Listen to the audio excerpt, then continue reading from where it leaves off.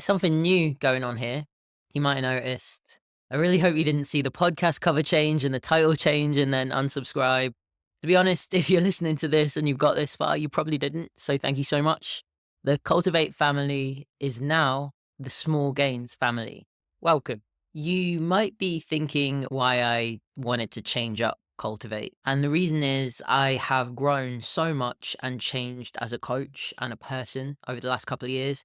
My coaching is the best that it's ever been, and I am so appreciative of every human that's trusted me to help them. Over the past few years, I have helped hundreds and hundreds of people, and that has allowed me to grow into the person that I am and do the job that I do. So it made sense for the podcast to change and grow and evolve and follow suit with that. So, Small Gains, new name, beautiful new artwork done by Il Wookie. Absolutely nailed that panther in a running hat. The new name actually started as a joke from a gym name generator that was posted in my one-to-one client group chat, where, like, you put your birthday in and you put your date of birth or your last name letter or something like that. And we were doing them all one evening in the group. Someone just threw the meme in, and mine was Small Gains. And I actually loved it. It just stuck in my head and it really resonated with me. And I kind of realized the whole ethos of my coaching and how I help people with their fitness, their running, and their nutrition. It's all through this mindset and approach that I've now named the small gains mentality, which I'm going to go into in today's episode. But it's so funny how something so little and insignificant and fun turned out to be something that helped me evolve this podcast and take it to the next level. So without further ado, let's roll the intro for the podcast. I hope it's a vibe.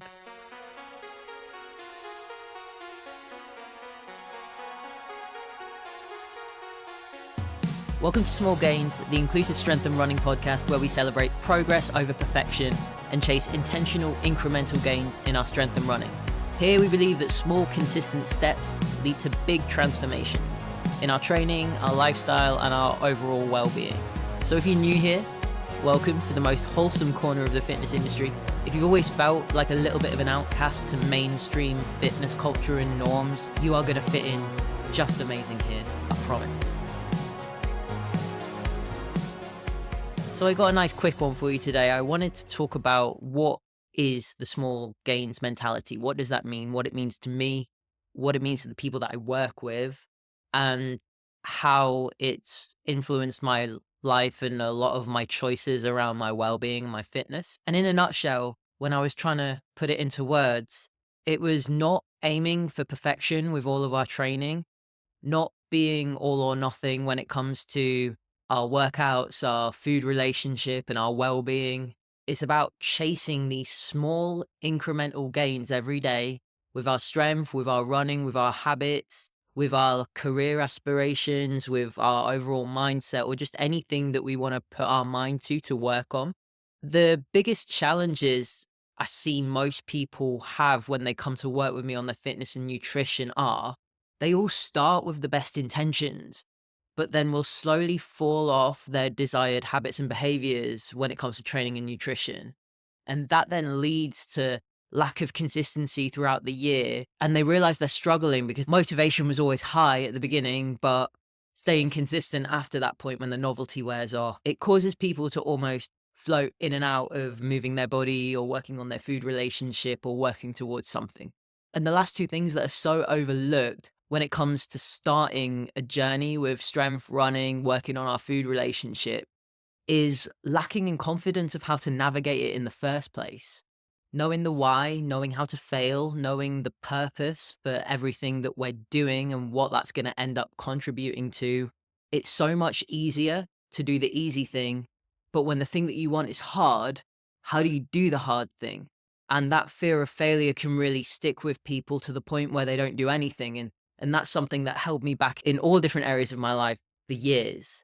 So where the small gains mentality comes in is to take stock and meet yourself where you're currently at, whether it's your lifestyle, your fitness, thinking about what time availability you have, your responsibilities versus what your actual goals are for your training or maybe for your career as well. You can then design a plan that works around that and it's on your terms. And often people will dream really big, and I think that's amazing. I am a massive, big dreamer myself. I have really big aspirations for so many different things, and I have really high expectations of myself.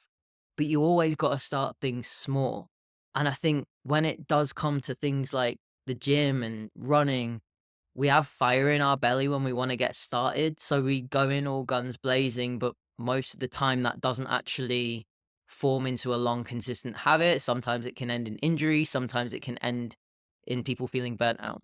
And using this mindset, meeting ourselves where we're at, designing a plan that works, starting it small, we can then just show up every day and chase those small gains. And within that, we want to allow ourselves to be imperfect. We want to celebrate lots of little small wins along the day. And like some days, a small win might just be getting out of bed. Some days, a small win will be getting to the gym and doing one exercise. For some people, a small win will be getting out of bed and running a marathon. Celebrate every single win, no matter how small. And get comfortable with chasing small increases in your performance in the gym or on the road. If you think about building up running, if you go out and run a half marathon straight away, it's probably not going to feel good. You want to build up to it in small increments. You want to chase a few extra minutes or, an extra kilometer until you build up to that distance. When we're in the gym, we don't go from a 0 to 100 kilogram deadlift overnight. We chase rep progressions, we chase adding a little bit of extra weight on. And think sometimes what's pictured on social media, it makes all these things look really easy. It makes going from being a complete beginner at the gym to being a really intermediate, confident, strong lifter, or someone that's never run before to someone that runs a marathon. Social media makes that look easy because there's so many people sharing their journeys, but not always sharing the struggle, because we don't record that. We very rarely record when we're struggling because that's the last thing we're thinking of when we're in our heads and not feeling good. But if you're constantly chasing those small gains, extra reps, a 5 minute longer run, a second shaved off your 5K, a 1.25 kg increase on your squat, all of those add up. And when you chase them every week, they're eventually going to become something monumental for you. And that's fucking awesome.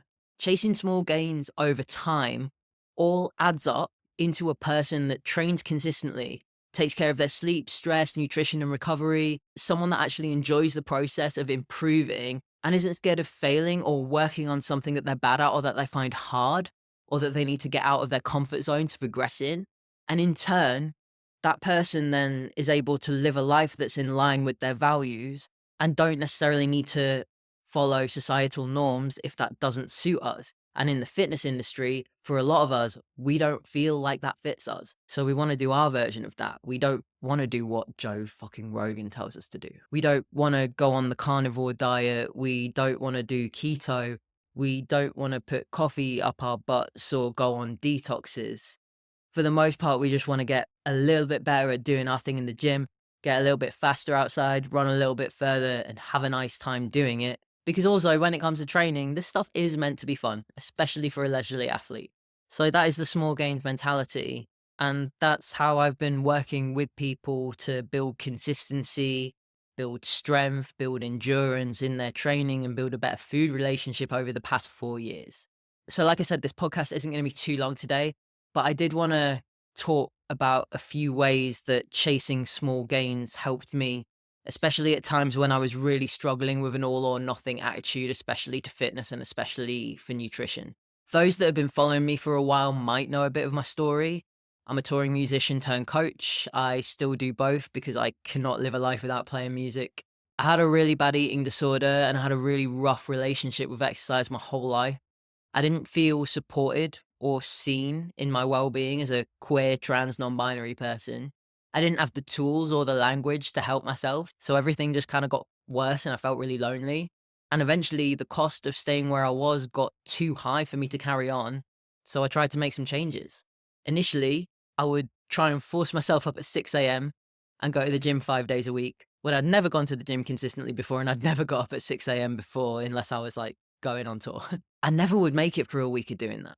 I tried everything I could to eat perfectly nutritious meals, but that just always coincided with diet culture, a lifetime of it, and restricting my food, eating as little as possible.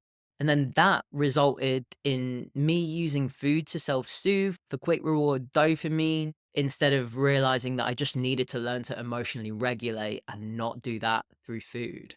But these were my first steps, and nothing happens right first time. But I did actually get myself to go for an intro of a PT session with this guy called Paul from a local gym in Brighton. Shout out, Paul. You're probably not listening, but I know that you're proud of me because I did tell you that I eventually became a coach a few years on. Now, Paul wasn't like anyone I'd seen in the gym before. He didn't look like a bodybuilder. He was about mid 30s, a really normal looking guy with a beard. He wasn't ripped. And he just sat me down and asked me about myself. He asked me what I wanted out of going to the gym. And I told him I wanted to learn how to lift weights and I wanted to feel better. And that is now a thing that I've done with every single person that I've ever worked with on a one-to-one basis. I've asked them how they want to feel. I've asked them about themselves. I've gotten to know them. So Paul eventually took me into the gym. We went into the intimidating looking weights area with all the hench lads. He showed me 5 movements. He showed me goblet squats because I couldn't hold a 15 kg barbell on my back at that point. He showed me a lat pull down, a chest press with dumbbells, and a snow angel. And I only actually saw Paul twice because he gave me a free session and then a slightly reduced paid session.